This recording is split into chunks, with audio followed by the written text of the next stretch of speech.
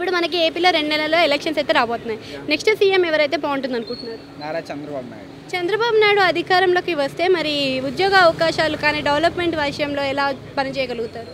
ఉద్యోగాలు అనేవి చాలా మెరుగవుతాయండి. ఫస్ట్ ఆఫ్ ఆల్ మనకి ఐటీ కంపెనీస్ వస్తాయి. ఐటీ కంపెనీస్తో వస్తే మనకి ఈ శాలరీస్ పెరుగుతాయి. శాలరీస్ పరంగా కానీ యూత్ అనేది నిరక్షరాస్యత అనేది తగ్గిపోతుంది. అంటే ఇప్పుడు జగనన్న ఇచ్చే నవరత్నాల పథకాలు ప్రజలకు ఏ మేరకు సాయం అందుతున్నాయి అనుకోవచ్చు? ఎందుకంటే నవరత్నాలు 4 బొక్కలైనట్టే. ఆ రత్నాలు ఆయనే ఒక రత్నం, మళ్ళీ ఆయన ఇచ్చే నవరత్నాలు మాకెందుకండి? అంటే ఇప్పుడు పార్టీలో కొంతమంది క్యాండిడేట్ని చేంజ్ చేస్తున్నామన్నారు. మరి చేంజ్ చేస్తే ఏమైనా గెలిచే అవకాశం ఉందా? ఎలాగ తోలు తెచ్చి ఆడాదుతున్న నలుపు అన్నట్టు అంత చేంజ్ చేసినా కానీ వాళ్ళు చేసిన దాన్ని బట్టే కదా ఇచ్చేది. మరి నారా లోకేష్ పాదయాత్ర చేస్తున్నారు. ఆ పాదయాత్ర ప్రజల్లో ఎంతవరకు ఇప్పుడు ప్రభావితం చేసింది అనుకోవచ్చు?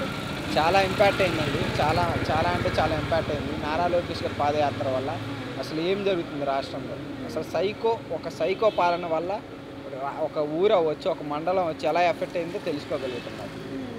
అంటే ఇప్పుడు చంద్రబాబు నాయుడు గారు పొత్తులో వస్తున్నారు కదా, మరి పవన్ కళ్యాణ్ గారికి ఏదైనా పదవి ఇచ్చే అవకాశం ఉందా? ఇస్తే ఏ పదవి ఇస్తారు?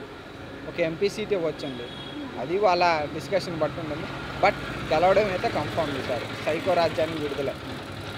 ఇప్పుడు చంద్రబాబు నాయుడు గారు విజన్ 2047 కింద ఆంధ్రప్రదేశ్ని ఒక బెంగళూరులో చేసి అంటే సింగపూర్లో చేసి చూపిస్తానన్నారు డెవలప్మెంట్. కానీ ఆయన 5 ఏళ్లలోనే రిటైర్మెంట్ అవుతారు. మరి 2047 ఎలా చేయగలుగుతారు? జనరేషన్ ఉంది కదా, 5 ఏళ్ళలోనూ ముందు పునాది వేస్తారండి. పునాది ఉంటే చాలు కదా. పునాది అనేది గట్టిగా వేస్తారు, తర్వాత చేసేస్తారు. మ్యాక్సిమం ఈ 5 ఇయర్స్లో ఒక 60 to 70% చేసేస్తారు.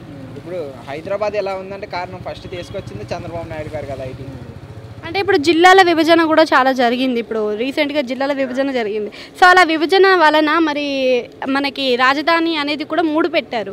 3 బెస్ట్ అనుకోవచ్చా, 1 బెస్ట్ అనుకోవచ్చు? ఒకటే బెస్ట్ అండి. 3 రాజధానులు పెడితే మళ్ళీ గవర్నమెంట్ ఫండ్ వేస్ట్, అది ఇదని. పైగా ఒక్క రాజధాని ఉంటే మనకి ఒకటి చాలు. 3 రాజధానులు ఉంటే 3 రాజధానులు, 3 ఎయిర్పోర్ట్లు, మళ్ళీ డివిజన్ సర్టిఫికేట్స్లో చేంజెస్ ఏంటండి? రాష్ట్రం అంటే ఒకటి అన్నట్టు రాజధాని ఒకటి ఉంటేనే బెస్ట్. Thank you.